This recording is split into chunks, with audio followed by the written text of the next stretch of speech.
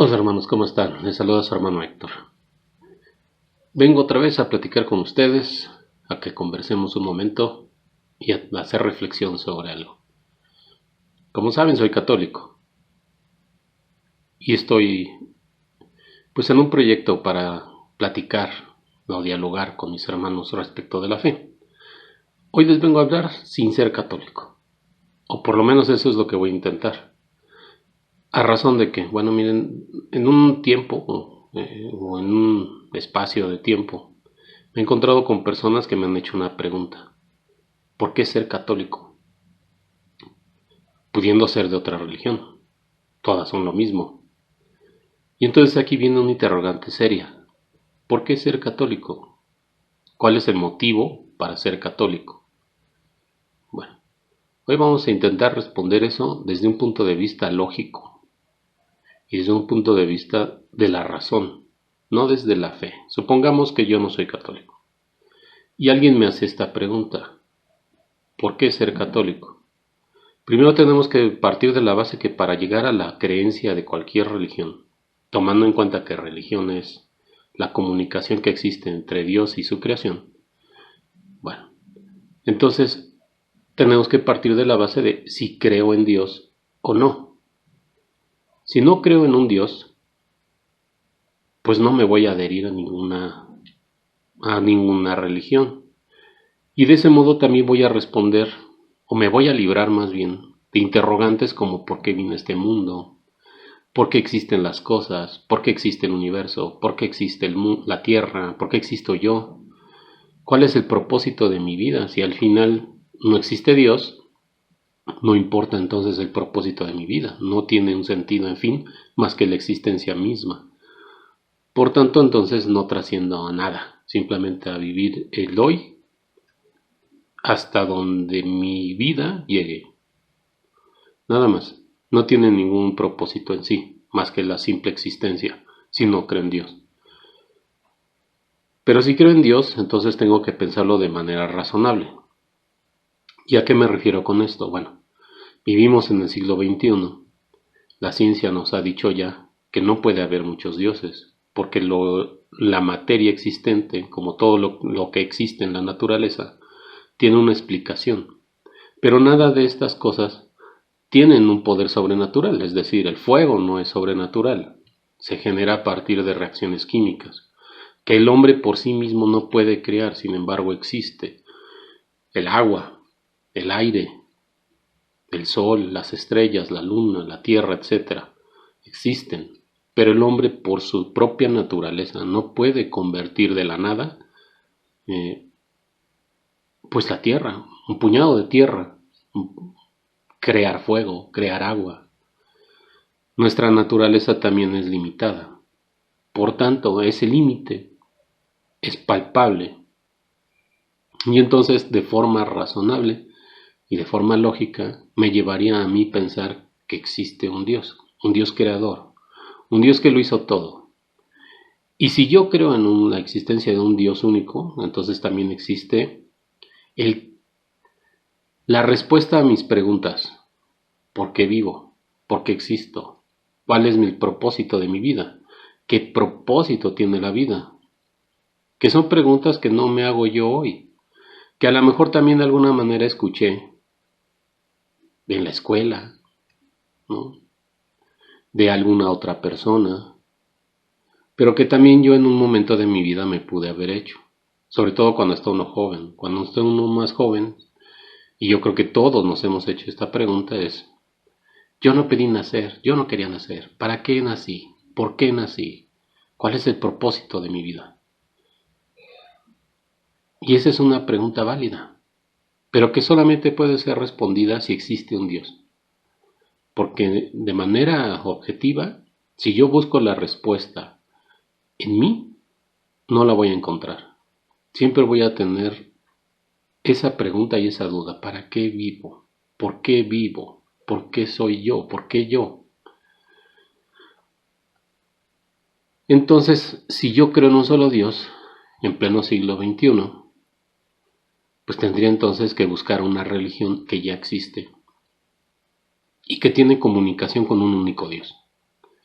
que da o que muestra una doctrina basada en un único Dios. Por tanto, sería entonces averiguar cuál. Ahora, de forma lógica hay religiones antiguas y uno tendría que fijarse en ellas. ¿Por qué? Porque mientras más antigüedad tiene, más respuestas ya ha dado. Eso es lógico. Si yo empiezo una fe en un Dios hoy, solo porque yo creo que existe, mis respuestas van a ser muy limitadas. Si yo no tengo previamente ya algo establecido. Por tanto, debo adherirme a alguna que me muestre un Dios que ya tiene mucho tiempo y que ese Dios ya tiene una estructura, ya la dio a conocer. Entonces, buscando esas religiones me encuentro con dos muy grandes en el Oriente. La más antigua es el budismo, siglo VI, siglo IV antes de Cristo. Pero cuando uno averigua un poco sobre esa fe o ese camino, pues se encuentra con que todas, y no solamente el budismo, sino todas las orientales son como tener un coach personal de superación personal. El único propósito de la vida es la vida misma, la vida moralmente correcta. No trasciende a nada más. No nos lleva a ningún otro camino más que a tener una vida correcta, una vida moral y ética, que está bien. Yo creo que eso está correcto, pero no me responde las preguntas de a dónde voy. Alguna de estas religiones pues nos hablará, sobre todo religiones, por ejemplo, como con el Dalai Lama, ¿no? Que es Dios según su creencia, pues que simplemente es renacer, no reencarnar, renacer en otra persona para perfeccionar la vida que no logré perfeccionar el día de hoy. Termina esta vida y comienzo otra. Así hasta alcanzar el perfeccionamiento de la misma. Pero ¿cómo voy a alcanzar la perfección si cada vez que renazco a mí me borran el cassette y ya no recuerdo nada de lo que hice antes? Por tanto, la perfección es inalcanzable, porque al final, si yo no tengo la experiencia previa para poder corregir en el andar, pues el propósito se pierde. Si es alcanzar esa perfección de moralidad y ética, esa calidad humana por ser humano. Entonces, estas religiones, analizándolas un poco, repito, no trascienden nada más. El solamente hecho de existir, pues si no creo en Dios también es el mismo motivo, simplemente existo y ya. Recorriéndome más hacia Medio Oriente, encuentro otras dos religiones muy grandes y muy antiguas. El judaísmo, por ejemplo.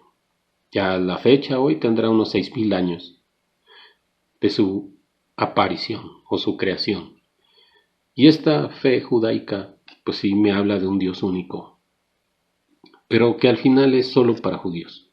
Es decir, este Dios prometió ser el Dios judío y su pueblo prometió ser el pueblo de ese Dios. Por tanto, aun cuando hoy yo me quisiera adherir al judaísmo, que hay escuelas que permiten que uno practique, primero que estudie uno y después practicar el judaísmo como tal, pues la gracia no me es concedida porque yo no tengo sangre judía, yo no nací judío. Entonces ese Dios, al final, que es un Dios creador, pues excluye al resto de la humanidad porque solamente es para judíos. Entonces tampoco me cuadra mucho. Un Dios que excluye a su creación, pues tampoco es tan convincente. Para ellos sí, porque al final, pues son judíos.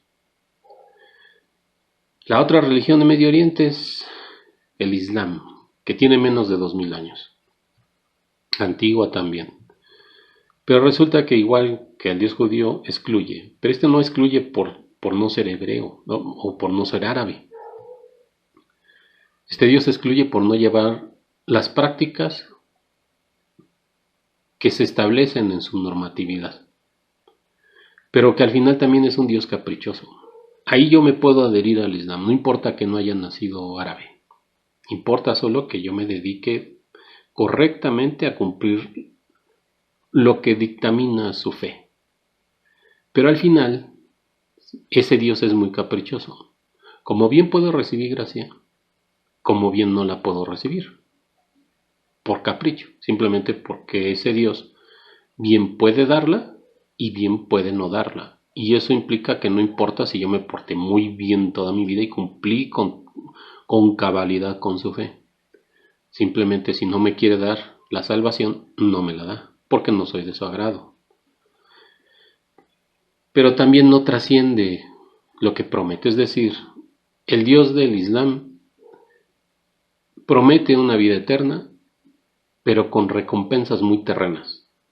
No hay una trascendencia real en la que el hombre tenga la oportunidad de ver una gloria mayor que la terrena, es decir, excluye también a muchos de la creación, porque de hecho quienes no practican el Islam somos hijos del diablo, así prácticamente, somos hijos del mal, por tanto no somos dignos de haber sido creados. Y entonces en esa misma práctica, quienes practican el Islam pero lo llevan a un fundamentalismo extremo, si asesinaran a alguien que no practica el Islam, pues estarían ganándose el paraíso. ¿Con qué recompensa? Era lo que iba al punto anterior. Pues realmente es muy terrena. O sea, la recompensa, 1000 mujeres en el paraíso, para un hombre, ¿no? A la mujer la tratan como un objeto y eso sigue haciéndose hoy en día, porque para el Islam la mujer sigue sin tener un valor, no vale, y la ponen nada más como un trofeo, una posesión, y eso es al día de hoy todavía. Entonces, es un Dios extraño y muy caprichoso. Por tanto, imposible que la lógica de no haber nacido ahí, sino yo viéndolo desde fuera, en la lógica, bueno, no me convence. Si yo hubiera nacido árabe, a lo mejor por la costumbre, por la enseñanza, por el adoctrinamiento, pues lo seguiría, pero no soy árabe y lo veo desde otro punto de vista y ese es un Dios que para mí no vale. O sea, para mí no es un Dios como tal. Ni tampoco es un Dios de amor, ni tampoco es un Dios de caridad, ni tampoco es un Dios de misericordia. Es un Dios caprichoso. Entonces no, el Islam no. Me vengo más hacia Occidente y encuentro el cristianismo.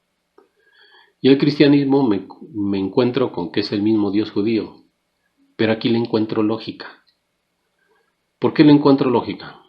Porque ese Dios cristiano, que es el mismo que el Dios judío, se tuvo que manifestar a un primer pueblo, a un pueblo antiguo, sobre todo porque no se viene a manifestar Dios hoy, se manifestó hace muchos años ya, hace muchos siglos, y no se manifestó a un pueblo politeísta, es decir, en la antigüedad los hombres, todos lo sabemos, creían en muchos dioses, no importa qué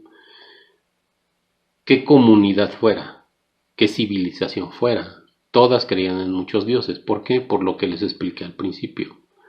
Los hombres le daban sobrenaturalidad a las cosas por saberse ellos imposibilitados para crear las cosas a no ser porque fueran por efecto y causa de algo. Es decir, si querían crear fuego, tenía que haber elementos para crear el fuego, pero el fuego en sí mismo, al combinarse con esos elementos previos, pues era sobrenatural, porque el hombre por sí solo, por su propia naturaleza, no puede crear fuego, no puede crear agua. Por tanto, ese fuego era creación de un dios. Entonces había un dios del fuego, contrario al dios del agua.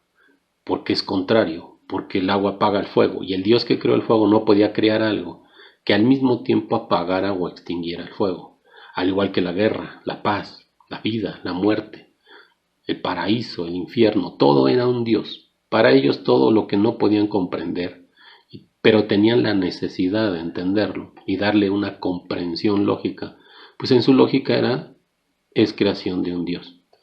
Por tanto, todo era un Dios, hasta los animales llegaban a ser un Dios. Si no, pues nada más hay que ver, por ejemplo, en la civilización de Egipto, ¿no? Egipcia, todos eran dioses. Tenían representación de animales en todo y todo era un dios. Aquí en América, pues las culturas más importantes de América, pues también todos eran dioses. Los mexicas o aquí en México, por ejemplo, Todas las estrellas del cielo eran un dios. Y había dios de todo. El dios jaguar, el dios águila, todo era un dios. Porque no le daban una explicación natural a un solo dios, sino que todo, como era contrario, no podían ser creaciones de una misma deidad, porque no podían contradecirse. Ese Dios no podía ser contradictorio, entonces tenían que ser varios. Así en todas las culturas antiguas. Y entonces encuentro la lógica. ¿Por qué ese Dios se manifestó a ese pueblo hebreo? Porque en primera él no se manifestó al pueblo hebreo, se manifestó a un hombre que no era israelita, que no era hebreo, que salió de la tierra de Canaán, a ese hombre que se llamaba Abraham. ¿Y por qué a él? Porque era un hombre, según los relatos y en la historia, era un hombre que le rezaba a un Dios al que no le había dado un nombre y al que no le había hecho una figura. Era un Dios creador de todo. Para él, para esa única persona, existía un solo Dios. Por eso Dios se manifiesta a él. Y por eso Dios le va a decir, de ti nacerá mi pueblo. Lógico. Porque se imaginan que ese Dios hubiera manifestado, por ejemplo, al pueblo de Babilonia. ¿Con qué Dios babilónico? El más conocido, Baal. ¿Se imaginan si Dios hubiera manifestado a los adoradores de Baal? Ahorita sería un cotorreo, porque ¿cómo le quitas la idea a esa gente de que no es Baal, que es un Dios diferente? Y que no hay muchos dioses, que solo hay uno. Habría sido imposible. Si hoy día estamos en la disputa, por llamarlo de alguna manera, en la discrepancia, de no ponernos de acuerdo en la fe cristiana. Bueno, en la antigüedad así se da. Ese Dios se manifiesta a un solo hombre y de él va a nacer o se va a generar ese pueblo único al que se va a manifestar. Pero entonces viene la lógica, si es un Dios creador, tiene que darse a conocer al mundo, pero para darse a conocer al mundo debía necesariamente tener a un pueblo que le profesara fe a un único Dios, para entonces poder convencer al resto de que era un Dios, no de que había muchos, de que era uno. Pero no solamente al pueblo judío, sino a todos, porque al final todos en el mundo somos creaciones de Él. Por tanto, ese Dios quiere que su creación lo conozca. ¿Por egoísmo? No. Porque si hubiera sido por egoísmo, simplemente ese Dios habría aparecido en medio del mundo a obligar a todos a creer en Él. Tiene el poder para hacerlo. Pero no por egoísmo. Ese Dios único que se creó a sí mismo es libre y por tanto quiere que su creación lo conozca en libertad y nos da la libertad de elegir. Y es aquí donde entra la lógica. Para darse a conocer al mundo, manda a su Hijo. ¿Y cómo es que Dios tiene un Hijo? Porque es Él mismo. Ese es el Dios cristiano. El Dios cristiano es Jesús, que es Dios y que es hombre. ¿Un Dios diferente? No. Es un único Dios. Y hay un misterio. Y quienes somos cristianos o encontramos lógica en eso, decimos, bueno, es posible. Este Dios, para manifestarse al resto del mundo, tenía forzosamente que enviara a un mensajero. Y no podía ser un mensajero cualquiera, tenía que ser él mismo. ¿Para qué? Para manifestarse él mismo. Pero se va a manifestar ahora en la persona de Cristo. ¿Podía haberse aparecido de manera espontánea como hombre? Sí. Y habría sido increíble, espectacular. Pero Dios quiere hacerlo de un modo diferente, de un modo más humano. Se rebaja al grado de la humanidad. Ese Dios tan grande se hace pequeñito, tan pequeñito como un ser humano. Y nos va a mostrar la grandeza de ese Dios a través de lo pequeño. Por tanto, se hace hombre a través de una mujer, que va a escoger él para mostrarse a la humanidad. Ahora, lo que promete el cristianismo ya no es solamente una vida moralmente correcta. Claro que nos invita a eso, como todas las religiones, pero trasciende a la filosofía.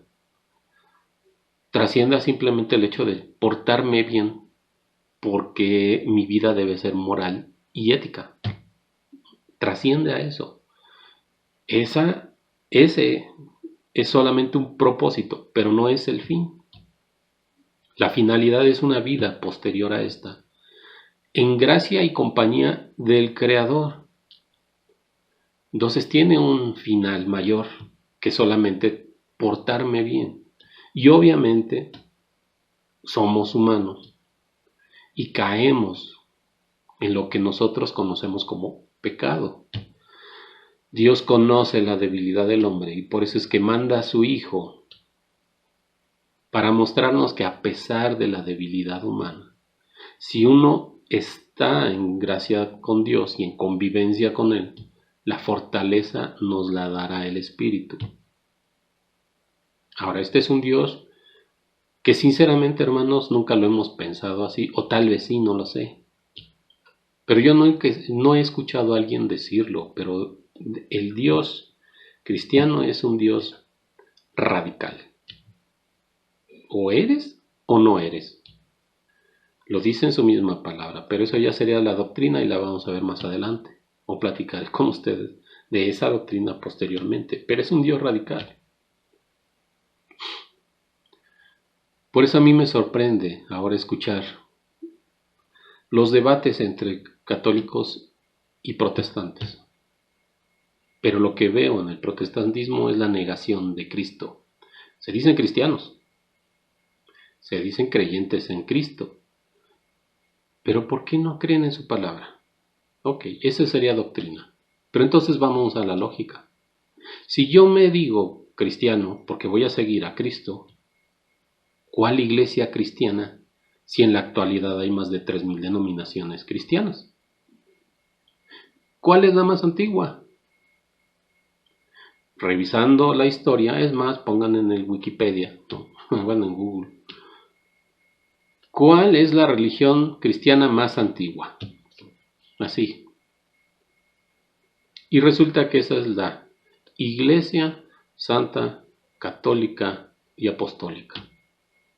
Y si esa es la religión más antigua, en el Cristo en el que yo decido, por lógica, creer, entonces me voy a adherir a esa denominación cristiana.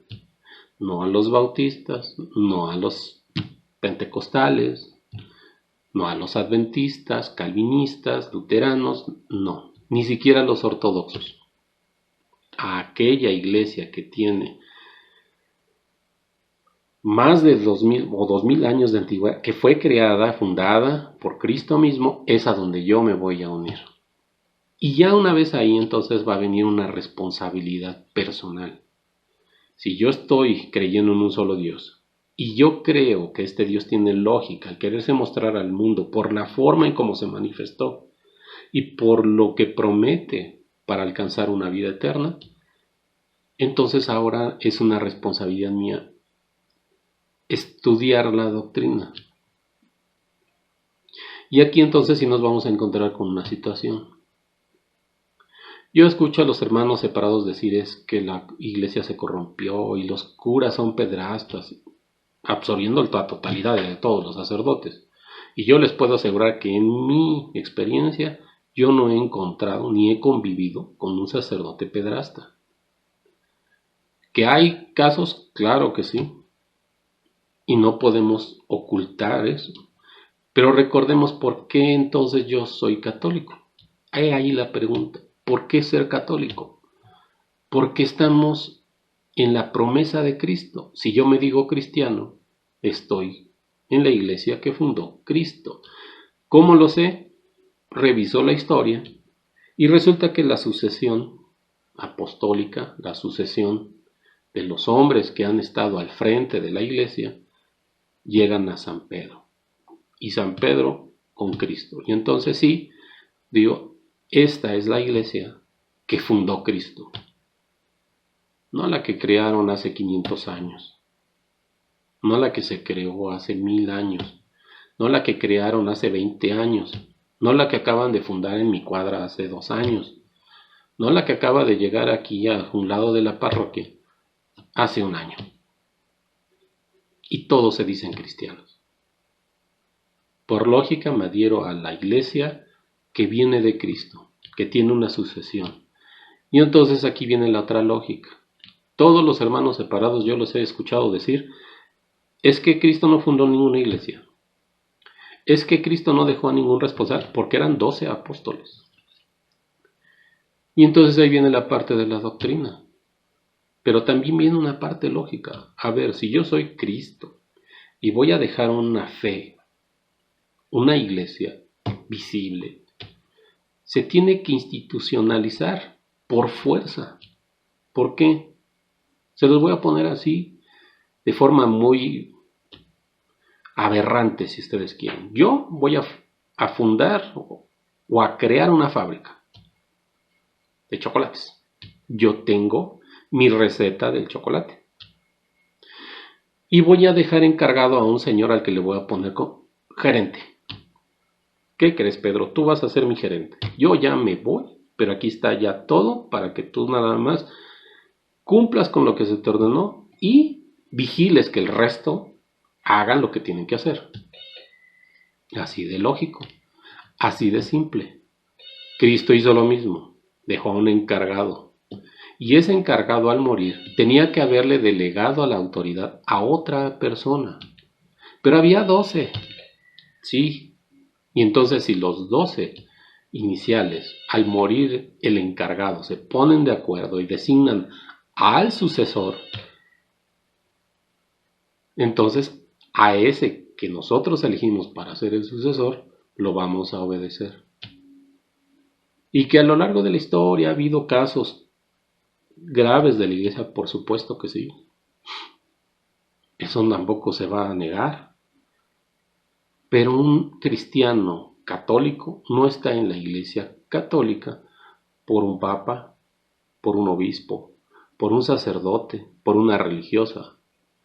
Estamos en la iglesia de Cristo porque Cristo la fundó. Y estamos en el entendimiento de que los hombres somos pequeñitos, somos muy débiles. Tan es así que entonces sí, viendo la doctrina, hay cosas que saltan a la mente inmediatamente. ¿Como cuáles? No por pertenecer a la iglesia uno se vuelve santo. No por ser un hombre consagrado a Cristo uno inmediatamente ya es santo. Uno por estar en la iglesia católica no significa que uno es santo. Al contrario, significa que uno está buscando el perfeccionamiento a través de la doctrina de Cristo. Y uno quiere vivir bajo sus mandamientos, bajo su doctrina, en el amparo de su misericordia, sabiendo que uno es débil, que uno cae, que uno se tropieza, pero esperando que ese Dios nos dé el perdón y nos corrija.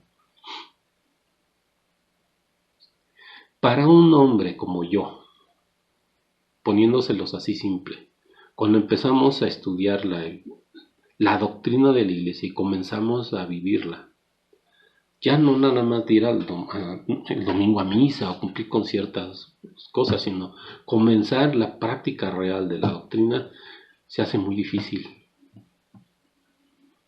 Miren, en previos videos les he dicho, yo doy cursos bíblicos y me he topado con gente que va a los cursos bíblicos 2 días, 3 días y ya no regresan. ¿Por qué no regresan? Porque es difícil. Este Dios católico es un Dios exigente. Es un Dios que exige.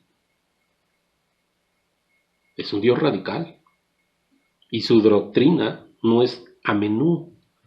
Esto me gusta y esto no me gusta. No. Por eso es que los hermanos que se separan de la Iglesia Católica buscan la comunidad de un Dios a su gusto. Un Dios a su medida, un Dios que ya no sea tan tajante. Y ellos podrán decir que no, que ellos cumplen con la doctrina, y que solamente por creer en Cristo ya son salvos. Y eso no es verdad. Ahora yo no los condeno, pero Cristo sí. Cristo en su doctrina dice muy claro, solo en la iglesia encuentra salvación. ¿Qué vamos a hacer? ¿Lo vamos a cambiar? No. Ya la Iglesia Católica determinó cuáles son los libros que están en un canon, y ese canon nos dice específicamente cómo debo llevar mi vida. Hacer lo contrario es estar en contra de Cristo, a pesar de decirme cristiano. Por eso también en la doctrina vamos a encontrar a Cristo diciéndonos, ¿por qué me llamas Señor, Señor, y no haces lo que te pido? Y regresando a ese punto, oremos por los consagrados. Porque si les repito, yo que inicié o cuando comencé a estudiar la doctrina a profundidad, créanme que todo se hace muy difícil. De pronto se hace cansado, las tentaciones están al por mayor. Si antes tenía yo una tentación X, bueno, cuando empiezo con este camino se me presentan 10. Ahora imagínense lo que será para un consagrado, para un hombre que ha decidido, o una mujer, consagrar su vida a Dios. El ataque del demonio a ellos es muy fuerte. Y cuando los laicos nos vamos a poner las pilas y vamos a comenzar a orar para que ese consagrado tenga la fuerza para resistir la tentación. En la doctrina está manifiesta. Cuando Cristo le dice a Pedro, cuando tú hayas vuelto,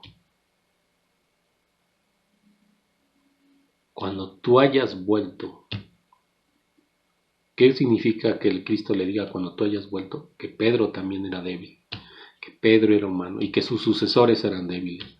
Y seguramente van a pecar, y seguramente se van a tropezar, pero se van a arrepentir. Cuando tú hayas vuelto, apacienta, alienta a tus hermanos. Cristo a nosotros laicos, a los que somos de ir a la iglesia, nos pide hacer oración por ellos que son consagrados. Y por esos hay que orar, porque el sacerdote de la parroquia, el obispo de nuestra diócesis, el papa, el ataque del demonio hacia ellos es muy fuerte. Solos no pueden, son hombres. Necesitan de la comunidad. Necesitan de que el católico entienda el poder de la oración, de la comunión. Necesitamos recuperar la tradición. Tanto se pelean los protestantes de la tradición. Y el católico tiene toda la tradición. Empezando porque nuestros padres nos transmitieron la fe no con la Biblia. A mí me transmitieron la fe no con una Biblia. La Biblia la comencé a leer posterior, pero a mí me transmitieron la fe mis padres a través de su enseñanza, a través de sus pláticas. Me contaron de un Dios, me contaron de María, me contaron de la Trinidad, me contaron.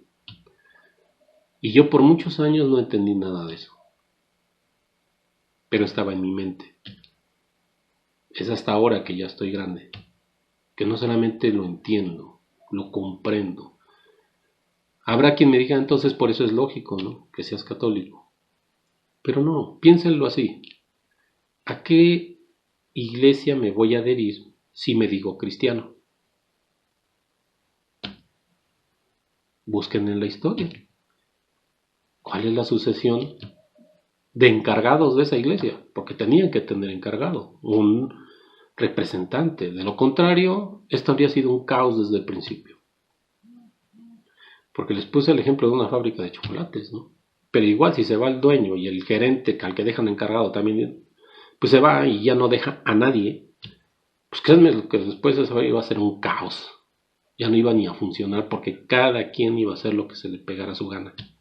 Entonces tenía que haber alguien que ordenara sobre el resto, que tuviera un mando de autoridad. Porque los hombres somos así. para nosotros poder estar y establecer relaciones en una institución, necesitamos una cabeza visible.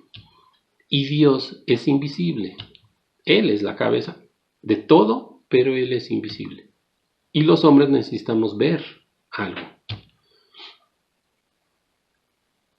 Necesitamos de manera palpable poderlo ver. Que va a haber ocasiones en que los que nos dirigen se equivocan, sí, oremos por ellos. La doctrina no cambia. La doctrina es la misma. Las personas podemos fallar. Cualquiera de nosotros puede fallar. Y por eso Cristo también nos dice, el que esté libre de pecado, arroje la primera piedra. ¿Por qué condenar a un sacerdote que se equivocó? A un obispo. ¿Por qué maldecirlo? ¿Que acaso nosotros no hemos cometido faltas? ¿Somos mejores que Dios? No. Todos nos hemos equivocado. Él será el juez. Él será el verdugo. Nosotros no. Yo apelo a la misericordia de Dios. Y para apelar a la misericordia de Dios, practico la misericordia. A pesar de que me hayan hecho algo, practico la misericordia. A pesar de que el sacerdote en X noticias se equivocó, practico la misericordia. Mientras veo a muchos de mis hermanos exigir, ¿y por qué no la arrestan? ¿Y por qué esto? Y es terrible, sí es terrible. Cuando se da la noticia de un sacerdote pederasta, es terrible. Pero yo no estoy en la iglesia de Cristo por ese sacerdote que falló. Yo estoy en la iglesia de Cristo por Cristo mismo. Y Cristo me insiste y es tajante. Practica la misericordia. No juzgues o serás juzgado. No condenes porque serás condenado. Así de radical es. ¿No nos gusta? Pues ni modo. Ser católico es estar en un Dios que es estricto, que no es lo que yo creo, lo que yo pienso, lo que a mí me conviene. Dios ya lo mostró y dijo, es así, y por consecuencia yo lo obedezco. Por lógica, estoy en la iglesia que tiene sucesión. Ahora me ocupo de estudiar mi doctrina, la doctrina de esa iglesia, ver qué quiere Dios, cuáles son los fundamentos de su iglesia. Si hay algo que no entiendo, preguntaré a quien me lo explique. Si hay algo que ni siquiera nadie me puede explicar, no importa que mi entendimiento sea nulo, que yo no pueda comprenderlo. Yo permanezco en la iglesia católica porque creo en Cristo. Y si Él lo dijo, es verdad, punto. Y a lo mejor mi entendimiento es tan poquito que no logro entender muchas cosas. Pero Cristo fundó esta iglesia. Y lo que sí puedo entender y lo que sí puedo comprender es la misericordia que Dios pide se practique. Por tanto, permanezco en su iglesia. Yo creo que es un único Dios en tres personas. Y pertenezco a la única Santa Iglesia Católica y Apostólica. Y a los hermanos protestantes que le ponen romana, también romana. Y después les daré la explicación de por qué es romana, que también es lógico. Poquito sentido común. Y aceptarlo, aunque no me guste, aunque yo no esté de acuerdo, aceptarlo porque Cristo así lo dispuso. Bueno, después vendré con otra charla. Vamos a platicar sin filosofía, sin tanta teología. Pero después iremos viendo la doctrina con mayor amplitud y la vamos a platicar de mejor manera. Por lo pronto, hasta luego. Que Dios los bendiga a todos.